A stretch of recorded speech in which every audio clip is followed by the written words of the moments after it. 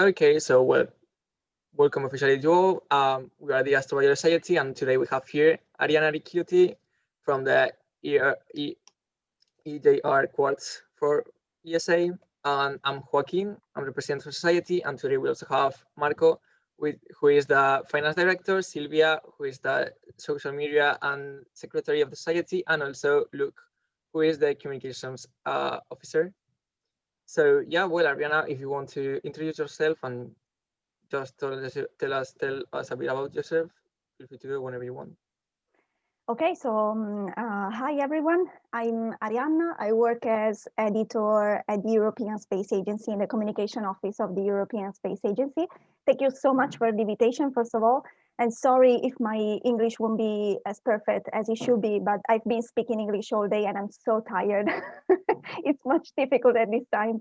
Anyway, so I've been at the European Space Agency for a very short time, actually, since less than 1 year. I did first an internship, and which I ended in February 2020, and then I just spent my lovely quarantine in Italy, which was really hard in the spring. And after quarantine, after the pandemic, let's say, passed a little bit, in July, I came back to the Netherlands where I had done my internship, and I started with my current position, which is editor in the communication office. So my job, in my everyday job, I need to prepare and manage all the communications for my colleagues. So my position is as internal communications editor. So I don't do outreach. So basically, when you type in Google European Space Agency, you get a website, which is esa.int, which is the public website. I'm not working on this one. I'm working on, let's say, an internal, a private website. So I do all the communications and also events for my colleagues and for the people who work at the European Space Agency. Prior to this position, I've been working at the Planetarium of Bari, which is a lovely city in south of Italy on the seaside. And I was responsible for doing shows and many different outreach activities for kids, families, and schools. And I've been there for 5 years, but I have a background in biology. So I have a bachelor in biology, and then I went into science communication for a master. So my bachelor was here in Bari, and my master in science communication was in Trieste in the north of Italy. So basically, this is the overview. Okay, so thank you so much for this brief summary of your whole career. And I'm going to start with some general questions about your career as well. This section will include some repetitive questions from other guests. Okay. Feel free to be creative and answer the first thing that comes to your mind. In your LinkedIn profile, you define yourself as a biologist looking at the stars. Right. And I wanted to know where this passion comes from. When did you decide that you wanted to be a scientist, and why exactly astrobiology? Okay. So I guess I've always been interested in science since I was a kid. When I was a kid, I used to play more with, plastic dinosaurs and insects instead of using dolls or Barbies and stuff like that. Then I guess this experience of playing with the plastic insects has in some ways traumatized myself, because now I'm so afraid of insects. I can't see one bee, one spider, whatever, all this stuff. I'm so afraid. Anyway, at the time I used to love insects a lot. I used to play with animals. I used to look at the night sky, to look around myself, to explore, to go into forests, to go on the sea. So I was really fascinated by the natural world. But I think my passion became, I think I started to take my passion seriously when I was in my 20s, because for my 20th birthday, my dad bought me a telescope, a professional telescope. So that gesture in that moment of my life was really important. And so since that moment, I started to take my passion for science seriously. And from that moment, I started to collaborate with the Planetarium of Bari, because my dad bought that telescope from, and thanks to the director of the Planetarium of Bari, Pierluigi. And so that's how it went, more or less. Astrobiology, well, this happened just by chance, because so I've always been passionate about astronomy, but then there was a problem, because when I was in high school, I realized how bad I was in maths and physics. Guys, I hate these subjects. I really hate them. I could never, sorry, I'm tired. I could never do exercises in maths and physics without the help of a friend. Maybe some of them are here. And so after high school, I thought, okay, what's the next step? Where should I go? I thought, okay, I would like to do astronomy, but astronomy is like astrophysics. Basically, the first years you do just physics. Probably some of you studied these subjects, so and I thought, okay, I don't want to spend all my life, every day of my life, doing exercises in maths and physics. This is not for me. So I went for biology. But when I was studying biology, I thought, okay, maybe let's try to find some links between these two words, astronomy and biology. And I found this link into astrobiology. So that's how I went into it.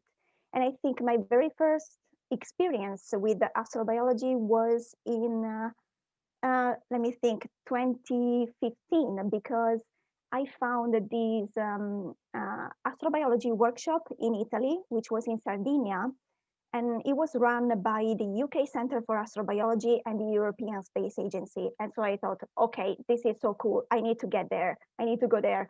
And so that was my very first experience. It was extremely cool, because it was a workshop about geobiology in space exploration, which means that I spent 1 week caving into the most amazing caves in Sardinia.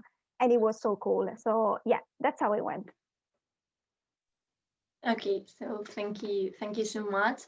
And a bit related to this, I also read that your undergraduate thesis was about the phenomenon of life in the universe. Yes. And as like one of these repeated questions, I want you to define life just with 3 words. That's difficult. Life in 3 words. Okay. I think I would say life is the strongest, the most variegated, and the most flexible phenomenon we've ever experienced and we've ever observed in the universe. So yes, strong, variegate, and flexible. Okay, good answer. Thank you. I still remember something from my bachelor. And then you did a master in science communication. And what do you think is the most important part in communicating science, and why is it important itself to communicate science? Okay, this interview feels like an exam, I'm just kidding. It's okay. Okay, so there are many reasons why we should, my friends are laughing. There are many reasons why we have to communicate science. We could say because it's fun. Working at the planetarium was the best job in the world. I had so much fun. I still remember those years as the most lovely in my life.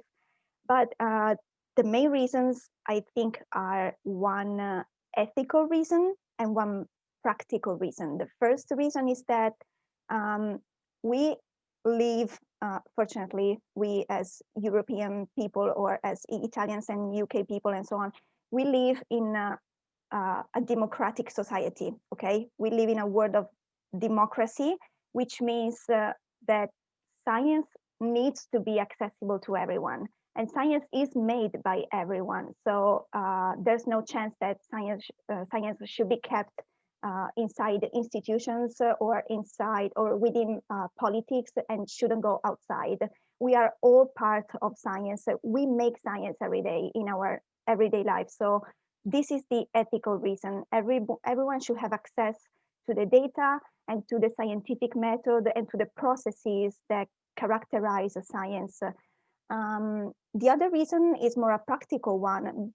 Well, let's say you have to communicate science as an institution or as a company or as a research thing, because you have to get the money for that, okay? This is not to be taken for granted. You need the money to do that. So you need to communicate what you're doing in order to make people interested in it, and also in order to make governments aware of which are the trends that are going on in society and in industry.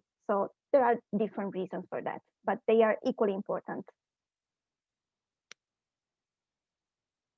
Well, if I can add a thing on this, because you also asked me like which is the most important aspect in science communication. I think nowadays the most important aspect is trying to find an equilibrium, in the sense that we are seeing how many I don't know how to say negazionismo in English. And there are any Italian friends who can help me. Vanessa, can you please search for negazionismo? Anyway, there are, I'm going to try to formulate my thoughts in a different way. So we are seeing so many movements, for example, of anti-vaxxers, anti-masks people, and so on.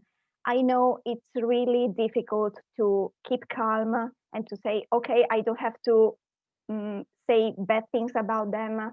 I don't have to exclude them from the debate, but this is not the right way. Okay, so I see the most important feature today for a science communicator, is to try to find an equilibrium, and is to try to balance emotions in order to succeed in communicating science also to these people. Okay, we cannot exclude anybody from the debate regarding science. It's really difficult, but we have to do it. Okay. And now my last question, and I think this one is essay. If it was up to you, which song could you personally send to other planets as a sign? Wow. Do aliens love metal? Because I do. So I think I will probably send to space the album from Iron Maiden, Dance of Death, which I know you may think, okay, what a depressing thing. No, it's not. It's amazing. It's beautiful. But then probably I would send to space, there's a cover of David Bowie done by an astronaut, Chris Hadfield, who played I don't remember the song, but maybe you can go on YouTube and search for Chris Hadfield playing on a space station. So he did a cover of David Bowie on the ISS, singing and playing the guitar. Is it Space Odyssey or something like that? Or Space Oddity. Thank you so much. Exactly, Space Oddity. And it's super. I think I would definitely send this kind of song and cover to space. But also, I would personally bring with me also Lady Gaga, because I love her. She's amazing. Okay, thank you for those answers. And now it's Marco's turn, so yeah. I will let him talk. Sure. So I'd like to ask, some questions that might help some people who are pursuing a career in astrobiology or in a related field. So the first one is, what would you say that are the main choices that you have made in your life that led you to the point you're now at? I mean, from all these things that you have told us, what have been the most helpful? Yes. Okay.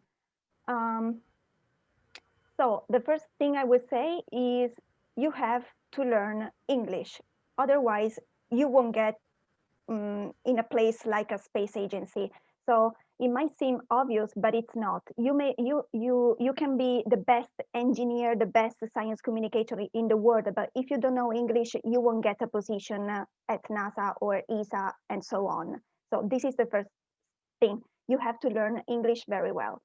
And so I started to do that since high school, and during university I started a course to get a certification, because I thought, okay, I need to do this, and I need to do this before I finish university. So this is my first suggestion. Then I would say, try to think about the steps that you can make in order to make your project real and concrete. So for example, I started to think, I want to get to the European Space Agency, around the 2015 or something. So when I was finishing high school and I was in my first years of university. So I thought, okay, how can I do this? First of all, I can join some conferences from the European Space Agency or some related projects. And so what I did was going to Sardinia for that workshop. Then for example, I joined a one-day initiative at the Italian establishment of the European Space Agency near Rome I think this was in 2014, so 1 year before. So there was this kind of special day together with astronaut Luca Parmitano at the Italian establishment of ESA. And so I went there, and this is another thing to add to my curriculum. Then in 2017, there was this astrobiology workshop organized at the Dutch establishment of ESA, which was, no, I don't remember the title, sorry. Anyway, it was about habitable worlds or something like this. And so I applied for it and I went there. And so there was another point of contact with ESA.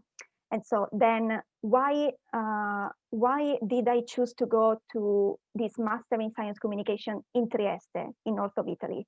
Well, because that master, when I was searching for a master in science communication at the time, I found that the one at SISA, which is the university in Trieste I'm talking about, was the only one providing me with the chance of reaching the European Space Agency, because SISA had some internal agreements with ESA. And so I thought, okay, if I go there, I can do an internship at ESA, and this will make my life easier, which indeed it was. So my second advice is to try to think that to every single step that you can do in order to reach your goal. And then I would say you have to work on yourself. And with this, I mean, if you feel like you have some kind of weaknesses, or if you are struggling with a personal battle, if you suffer from anxiety, depression, or whatever, if you're facing a familiar battle, whatever you're going through, you have to work on this, okay? I'm gonna share with you a very personal experience. I think this is the first time I'm telling you this, but I feel like I am in front of students, so this might be very helpful. When I was in 2014, 2015, and so on, I was a very, very anxious girl, okay? So, but then I started to work at the Planetarium of Bari, which meant going on stage, being in front of people, telling hundreds of people about science for 1 hour, having to smile, having to be relaxed. My voice couldn't do something like that while speaking, you know? I had to be a very good science communicator on stage. So I could have never done that if I hadn't worked on my anxiety before. So if you feel like there's something that you have to work on, don't be afraid, just go for it on your own, or you can see a therapist, or you can ask a friend. Whatever you do is fine, but you have to work on yourself. Okay, interesting. So I was going to ask you about some specific advice that you might have for a person who is starting university, but you basically answered that. I mean, if you have if you have something else, like specifically related to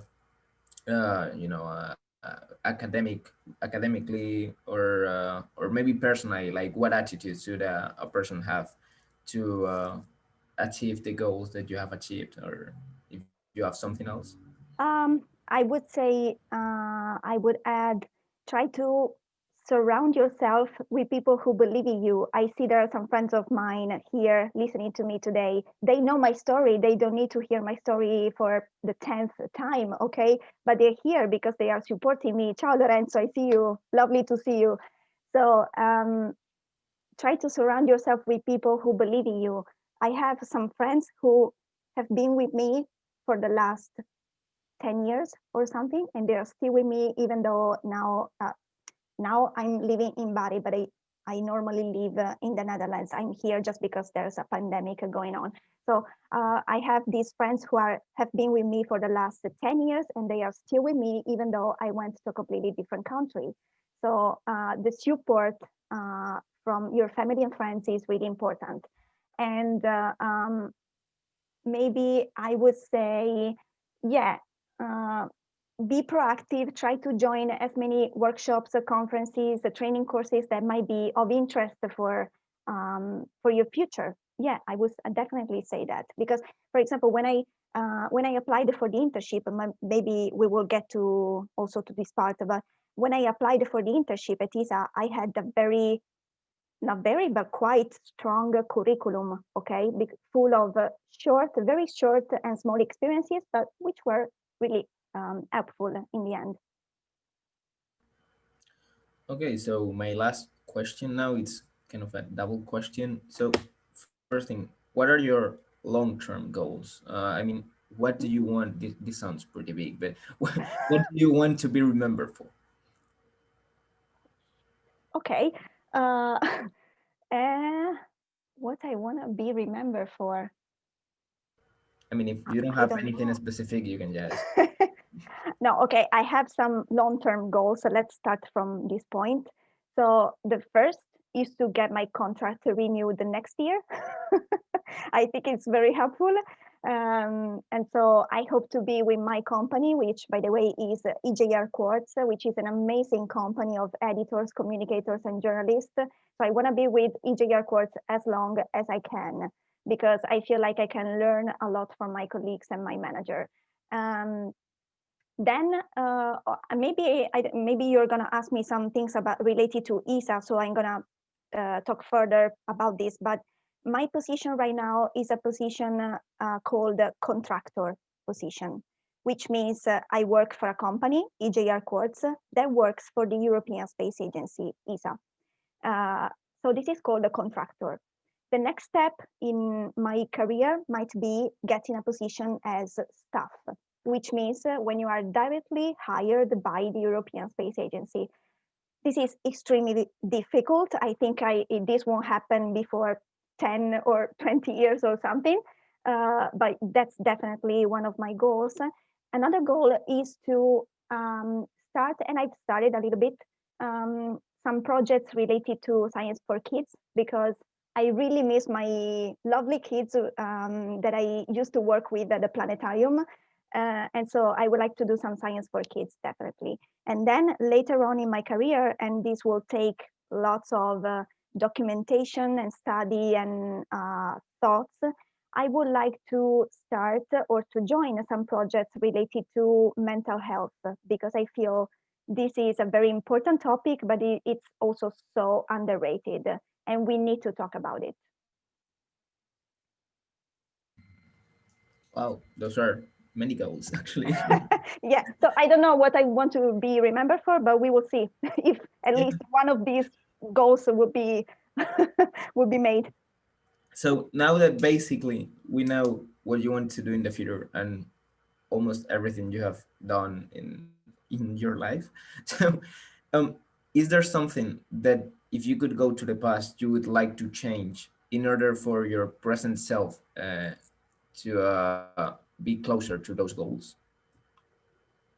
Interesting question. I think if I could go back, I would do a master in biology. So let me explain you that, because this is a very Italian thing, okay?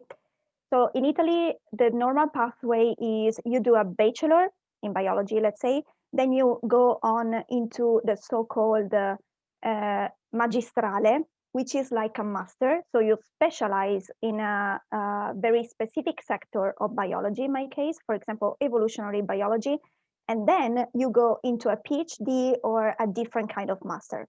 So the step that I skipped, I don't remember the past of skipped, okay. So the step that I missed, let's say, is the so-called magistrale, okay? So I went from a bachelor in biology into science communication. I don't have a specialization in evolutionary biology, marine biology, astrobiology, or whatever. So I would definitely do that, because this would give me a better understanding of many things, basically. And also, for example, this could mi permetterebbe, I'm sorry, this could allow me to do research, which now I can do. Of course, it's not my goal, but you never know in life. Okay, very interesting. Thank you for that. I think that it's now Luke's turn. Yeah, hi. I've just got a couple of science-related questions to ask.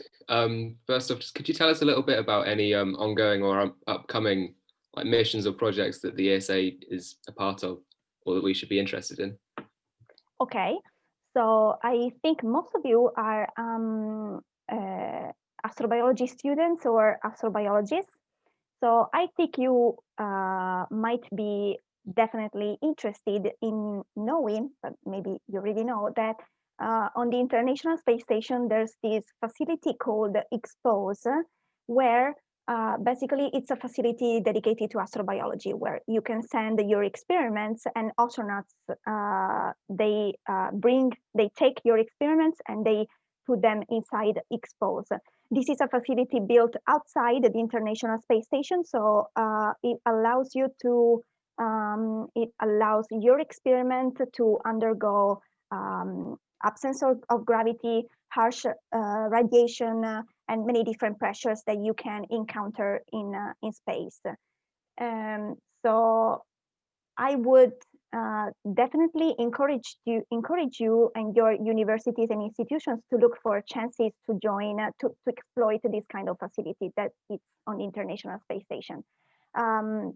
There's a very interesting experiment that recently came back from the ISS, and which was performed by, okay, as you know, the ISS is made through international cooperation, okay? So every kind of experimental project that you send into the ISS, then it becomes a collaboration between ESA, NASA, and other space agencies. But basically, there's this very interesting experiment that came back from the ISS, and which was run by ESA and the UK Centre for Astrobiology, which is called the BioRock.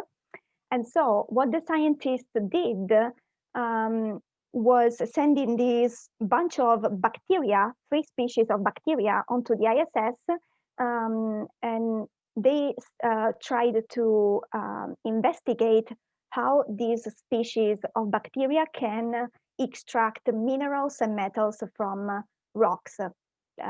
This is the name, BioRock. And so what they found is that these species of bacteria can extract not only normal and very common elements, but also rare earth elements, which are very difficult to extract. And so these bacteria are able to do so even in low gravity, in microgravity, and with the radiation and all the other pressures that are there up to space. So this, I think, is really cool. Then, well, of course, guys, we're going back to the moon in the next decade, okay? And okay, this is not maybe, this is not completely ESA, of course, it's also NASA. It's a collaboration between many different space agencies and realities all over the world. But there's the Artemis program, which will bring the first woman and the next man on our satellite. And I'm so excited that we are so lucky to live in these times where we can experience, where we can experience and live these experiences and adventures. And so ESA will contribute with a piece of this program, Artemis, which is called Gateway. All the things I'm saying, you can look for them on the ESA website, of course. So there will be this gateway, which is basically a copy of the International Space Station, but made to orbit around the moon. This is so cool, really, I'm so excited. And so there will be the gateway, which will allow astronauts to travel from Earth to the moon and back, but also will allow astronauts to go down onto the moon and then come back or bring back some samples, for example. And also the gateway will be a very cool place in order to start missions for towards other worlds like Mars and so on. So I would say these are the coolest projects that are going on at the moment. Wow, that is really cool. Thank you. You're welcome. I'd heard that you've been doing a bit of work with tardigrades recently. Could you tell us a bit about what that might involve, and also what could be important in the future? Not recently, but I'm gonna tell you. The first time I saw a tardigrade, which by the way is a microscopic animal known to survive the harsh conditions that can be found in space, and not only space. It's one of the most extreme, one of the strongest animals and living organisms we have on our planet. Wait, can I show you a thing?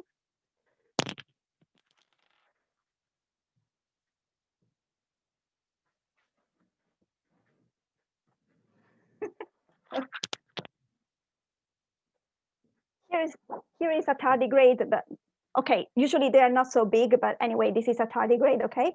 And it's curious because it seems like an insect, but I don't know, I'm not afraid, I love them.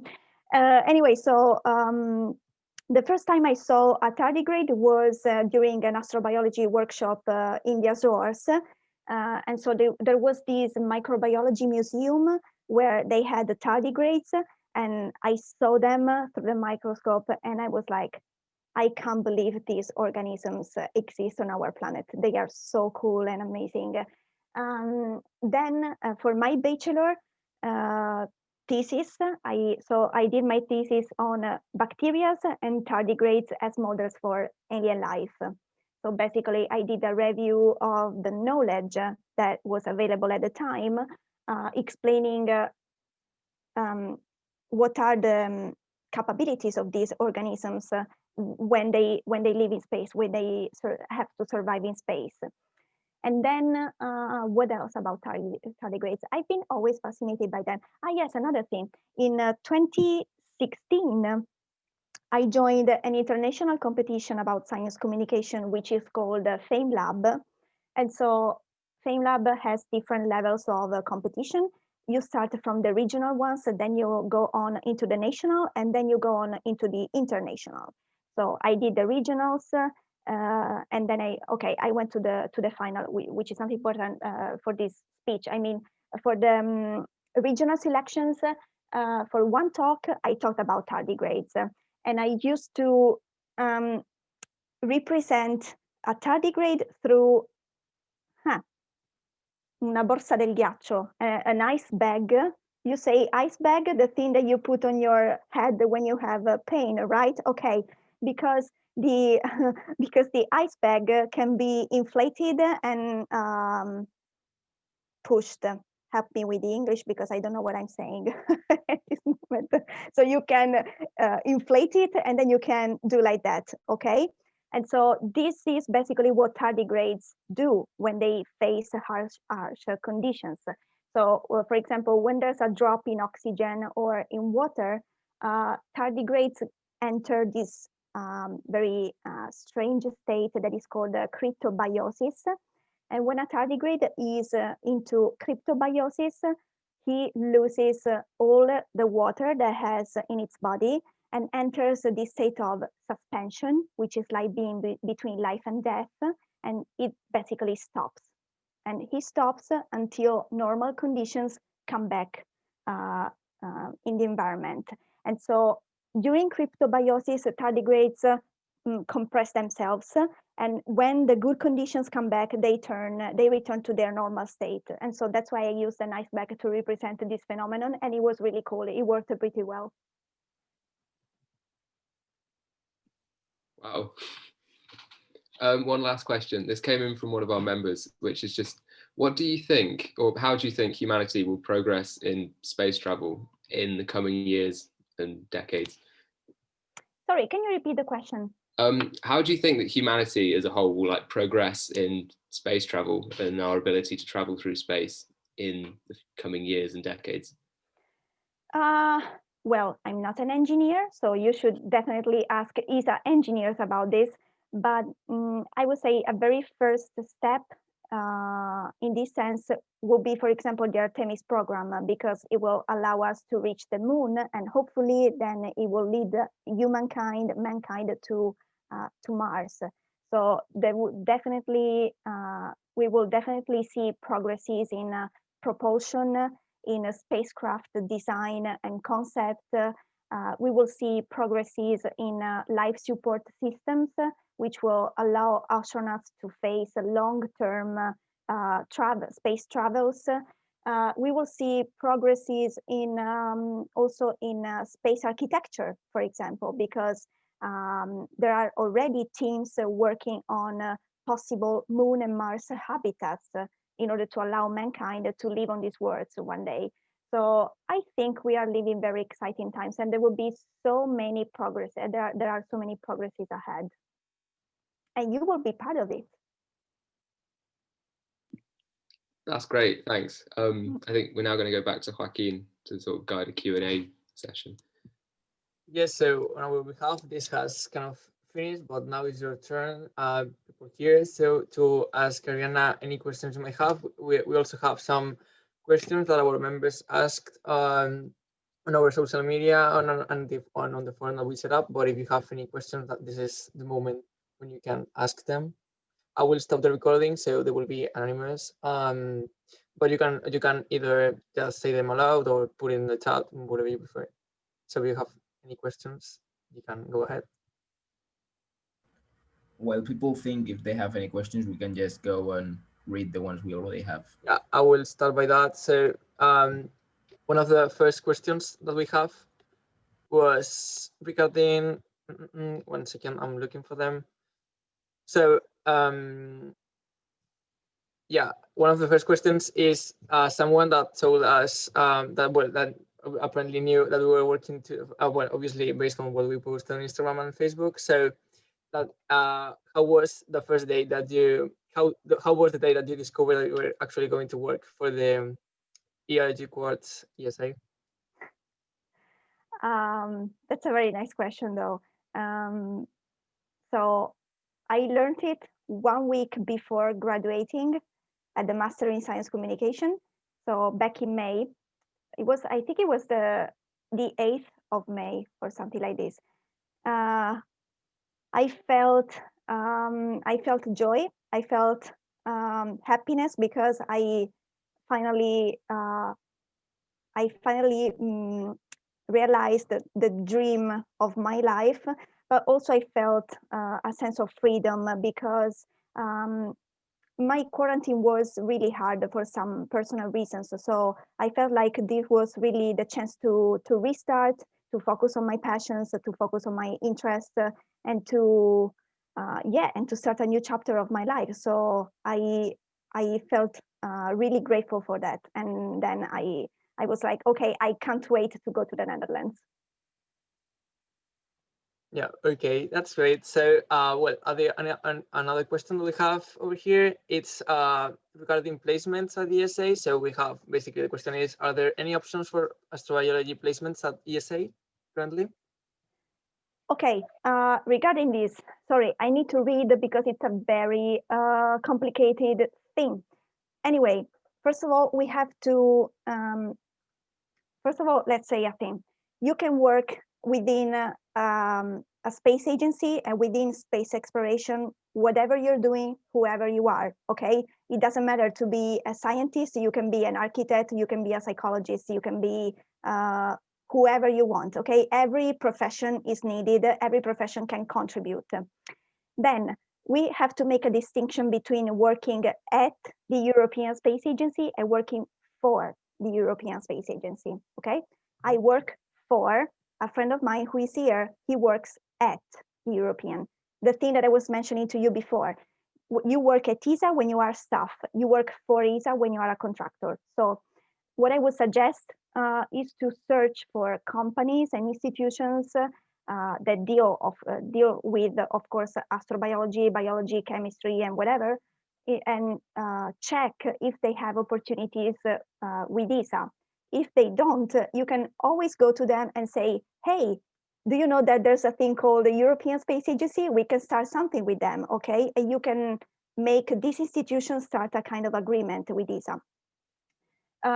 Then there are many different opportunities for you, and I'm gonna have a look at those. Okay, then you can work at the European Space Agency as a research fellow. So I do encourage you to go on the website and to type a research fellow and to see the opportunities that there are in this sense. And then as students, you can do many exciting things within ESA because there are so many projects regarding your thesis. For example, fly your thesis, spin your thesis, orbit your thesis are all programs that you can join. You can send your thesis to your experiment, of course, of your thesis to the International Space Station, or maybe to a centrifuge, or to the drop tower that there's in Germany, I guess. So you can perform an experiment with your, I don't know, fungi, bacteria, viruses, whatever you're working on, or simply with your chemicals. And so you can send your experiment into to a microgravity facility. So there are definitely lots of opportunities. Okay, thank you. Well, basically most questions are regarding, basically most questions were regarding that, how to link astrobiology with whatever degree people are doing or are planning to do, and how is, well, there were actually lots of people like you, like they were doing maybe a biology degree, or they were thinking about doing one. I think we have some undergrad under 18 people here too, because wanting to learn things from how to get into that, like after university. And yeah, most questions were basically about how to link those things. We have another one now up into the chat. If you want to read it, I will read aloud anyway. So what do you think would happen if we fall into a black hole, and if you live in parallel universes? What a difficult question, Leila. I'm not a physicist, you know. So I can tell you what I used to say to my little children back when I was in the planetarium. So we had this kind of we had this video where basically there was let's say a very distracted and stupid astronaut that accidentally used to fall into black holes. And so what we were showing kids is that there's a phenomenon called spaghettification in Italian. Lorenzo, help me. How do you say spaghettification? So basically, spaghettification. Thank you so much. And so we were showing the astronaut that was stretching and becoming like spaghetti, like a chewing gum. Okay, and so there, of course, gravity can have fun and can play with bodies and with materials. Do you believe in parallel universes? You're talking about the multiverse. Yeah, why not? I think I do. Okay, that's very appropriate for an Italian, I guess. Spaghettification. So I have another question. This one is on my behalf. So in which section of after doing your degree, you talk about this kind of, I don't know the name in Italian in Italian that you can do after that, to be able to do research on that field. So in which field would you have specialized if you have done that? Which one would you have chosen? I think I would have gone for evolutionary biology. I've always been fascinated by evolution, and I've always been interested in understand the relationships between different species and organisms. But also, if there was a specialization in astrobiology, of course, I would have done that. but in Italy there's not. Yeah, it's really, we're lucky of them. Hopefully in the next few years, Yeah. all of those people eager. We receive lots of messages. People, well, most of the questions we have received asking how to become an astrobiologist, or whether there are any degrees in astrobiology, masters in astrobiology, and I guess that within a bit of that time we will start seeing those of them popping up around Of the whole course, world. yeah. But you're lucky because you are in UK and you have the UK Center for Astrobiology, which is such a cool place. And also you come from, I guess you have a wonderful also course at the University of Manchester. And so Yeah, we had. You're lucky. Yeah, we were there yesterday. Yeah, we talk about all these things. So yeah, it's great. Yeah, I'm the one doing it. So yeah, it's okay, really nice. great. So yeah, I don't know if anyone else have any questions. That's mostly what we have. Yeah. If you have any you questions can, later, you can reach out to me on my social media. Joao has just raised his hand. You can go ahead and speak if you want. Hello, do you hear me? Good afternoon. I wanted to ask you if do you believe in any kind of God or religion, because sometimes we see that most of the people think that these are exclusive things. So I wanted to know your position about this theme. Okay, so there were two books which made me change my mind when I was at the last year of high school. So the last year of high school, I studied to read The God Delusion by Richard Dawkins, and then I went into The Selfish Gene, still of Richard Dawkins. And so that was the time when I went from being a religious person into a non-religious person. Anyway, I absolutely do not think believing in God and, let's say, believing in science are two opposite things. They can go along together. But of course, you can believe in things like resurrection, or I don't know, you can birth, biologically speaking, works only in one way, okay? So there are some things which you have to stick to. But of course, I mean, I could also personally believe in a kind of God or presence in the universe. Who knows what's out there, guys? It's so big and infinite and endless. We don't know. So I think we have to be open to every possibilities. But I personally don't believe in any God. Okay, thank you so much for your answer. I don't know if anyone else has any other questions. If not, I think we have reached to the end of the interview. I'm just sending a feedback form for those of you that would like to give us some feedback. We really appreciate it. So I'm just putting the link into our group chat, into the chat. So I don't know if there are no more questions.